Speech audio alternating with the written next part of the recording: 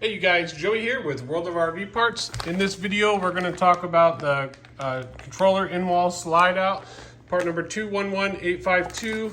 This is the controller for people who have in-wall slide out systems. And on your controller, we're not going to take it out of the packaging entirely. It's part number 13398-D0.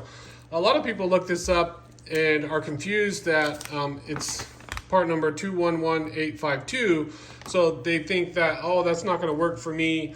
There's even one that says VSync 2, but rest assured, the 211852 is the replacement for part number 13398-D0.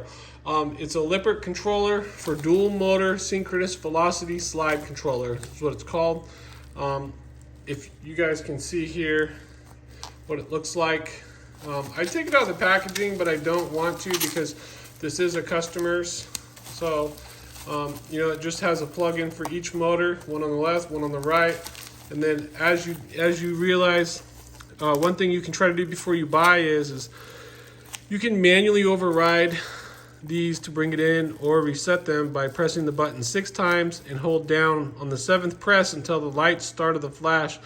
Use the normal slide control switch located inside the coach to retract the room. If your room is stuck out, you may still need a new controller, but you can do this to get your slide out in so you can get it to a service department, or maybe you want to change the controller yourself.